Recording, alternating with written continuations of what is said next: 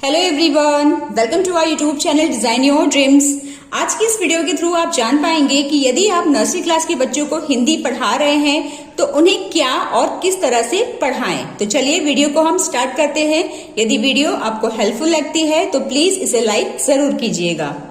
छोटे बच्चों को हम जो भी सब्जेक्ट पढ़ाना चाहते हैं, चाहे वो हिंदी हो, इंग्लिश हो या फिर मैथ्स ही क्यों ना हो, हर एक सब्जेक्ट को हमें ओरल और कविताओं के थ्रू ही शुरू करना चाहिए। क्योंकि यदि हम कविताओं के थ्रू उन्हें सिखाना शुरू करते हैं ना, तो उन्हें काफी इंटरेस्ट आता है और वो अपने स्टडी में मन लगाते हैं। क्योंकि कोई भी स्टडी में जब तक मन नहीं लगेगा तब तक बच्चा उस चीज को नहीं समझ पाता। तो आप जो भी सब्जेक्ट बच्चों को पढ़ाना चाहते हैं, पहले हमें ओरल से या फिर कविताओं की हेल्प लेनी होगी। ठीक है, जैसे यहाँ पर कुछ एग्जाम्पल्स हम देख लेते हैं। नर्सरी क्लास में जब भी हिंदी हम बच्चों को पढ़ाते हैं ना, तो उन्हें केवल स्वर की ही प्रैक्टिस करवाई जाती है।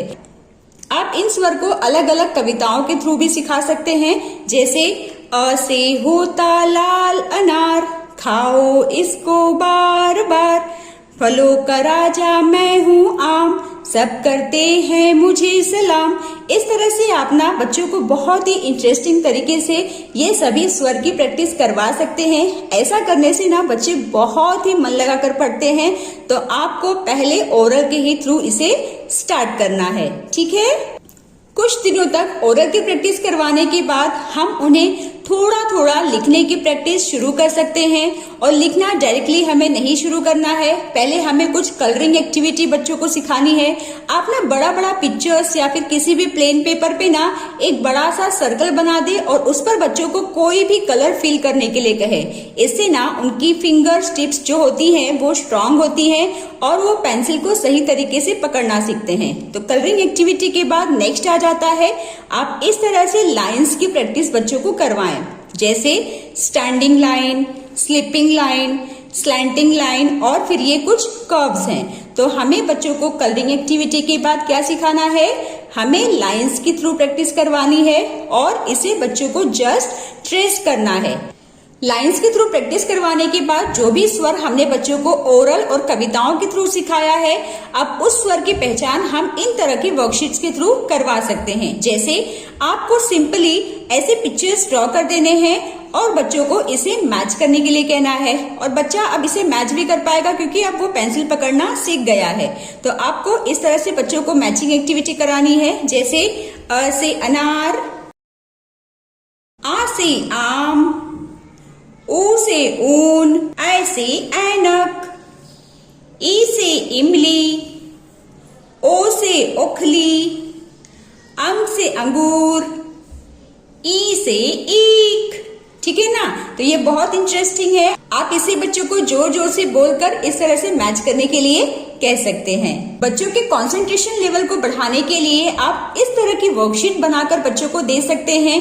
इसमें आप बच्चों को एक लाइन में जो भी भिन्न वर्ण यहाँ पर है, भिन्न अक्षर है, उसे पहचान कर कलर करने के लिए कह सकते हैं। जैसे इस लाइन में कौन सा अक्षर है जो अलग है, भिन्न है, ई, तो इसे हम कलर करेंगे। कलरिंग एक्टिविटी इंक्लूड करने से ना बच्चे बहुत इंटरेस्ट लेते हैं। तो आप कुछ वर्कशीट में कलरिंग एक्टिविटी जरूर इंक्लूड करें। जैसे इसमें से कौन सा भिन्न है, आ, तो आ को कलर किया जाएगा। इस तरह से आप बच्चों को ये वाली वर्कशीट भी बनाकर जरूर दीजिएगा। हमारी नेक्स्ट वर्कशीट आ जाती है सही वर्ण के साथ मिलाओ। इस तरह की वर्कशीट के थ्रू बच्चों को ये बेनिफिट होता है कि जो भी उन्होंने पढ़ा है उस स्वर की इमेज उनके माइंड में क्लियर हो जाती है। तो सेम वर्ण बच्चों को ढूंढना है और उसके साथ ही उसे मिलाना है। जैसे अ कहाँ है, यहाँ पर, आ, इ, ई, उ, ऊ, री, ए, ऐ, ओ, आओ,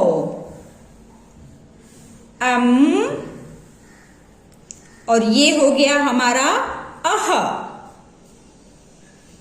अगली वर्कशीट है चित्र के नाम के पहले अक्षर पर गोला लगाओ। यहाँ पर बच्चों को सभी चित्र की पहचान करनी है और उसके पहले अक्षर पर गोला लगाना है। जैसे आ से आम, ए से एड़ी, अंग से अंगूर, री से रीतू, आय से ऐनक,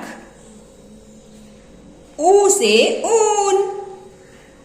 अक्षर ढूंढकर गोला लगाओ। यहाँ पर बच्चों को अक्षर देखना है और उसकी पहचान करके उस पर गोला लगाना है। जैसे ये कौन सा अक्षर है?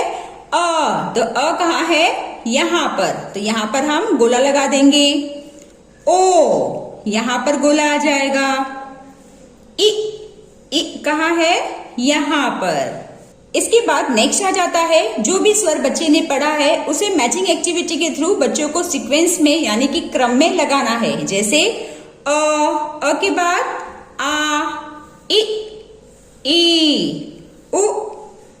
उ, री, ए, आए, ओ, आओ, अंग, अह। तो इस तरह से मैचिंग एक्टिविटी के थ्रू आप बच्चों को सभी स्वर क्रम में लिखना और बोलना सिखा सकते हैं। सो डियर पेरेंट्स, ये थी हमारी आज की वर्कशीट। मुझे पूरी उम्मीद है कि आप सभी को इस वीडियो से काफी हेल्प मिली होगी।